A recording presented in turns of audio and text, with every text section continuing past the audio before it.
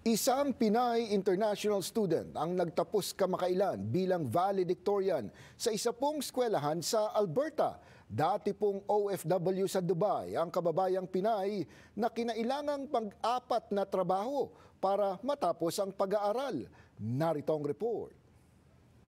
Sa daang-daang estudyante na nagtapos sa Southern Alberta Institute of Technology sa Calgary, isang Pilipina ang ginawaran bilang top of the class sa nagdaang graduation ceremony ng Winter Class 2025 nitong Pebrero.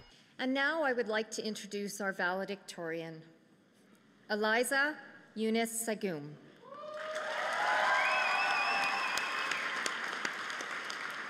Dumating noong 2022 bilang isang international student, nag-aral si Sagum ng Business Administration, major in marketing. Before coming to Canada, I spent hours reading and watching people share their experiences. Many said, "Don't be picky about work," or "Accept that you'll start at the bottom because that was where we started."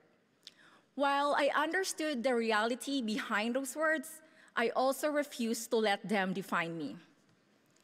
2 weeks before my first semester started, I landed a job in the marketing field, proving to myself that I could carve my own path even in unfamiliar territory. Si Sagum at kanyang asawa ay mga dating OFW sa Dubai at habang nag-aaral, kinailangan niyang magtrabaho para matustusan ang pagiging international student. When I was a student, I was working for jobs. Lahat po siya sa marketing field naman. And then volunteering and of course, taking on leadership roles. So sabi ko nga po dun sa speech ko, my calendar was booked 7 days a week. Kasi literally in 2 years, every day may ginagawa po ako. Handa naman daw siyang sumabak sa buhay sa Canada pero hindi niya inasahang siya ang tatanghaling top-notcher sa kanyang batch sa dami na rin ng mga magagaling mula sa ibang lahi. Siyempre po, I'm incredibly grateful to have had the opportunity to represent the Filipino community in such a positive way at SAIT and also in Canada.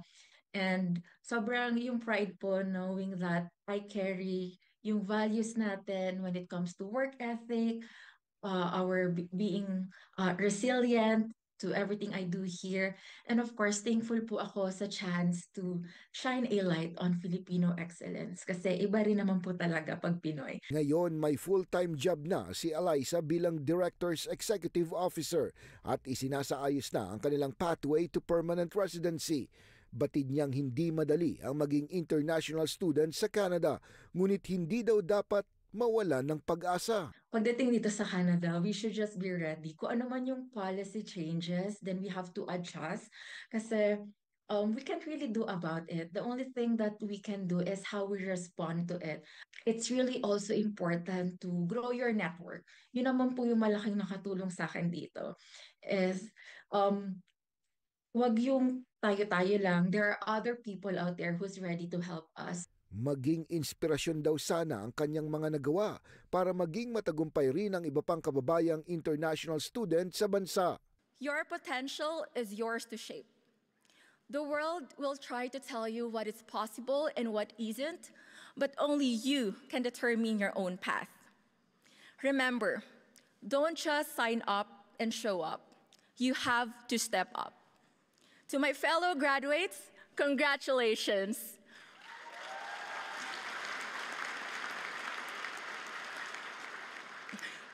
We've worked hard, we've overcome, and now we're ready.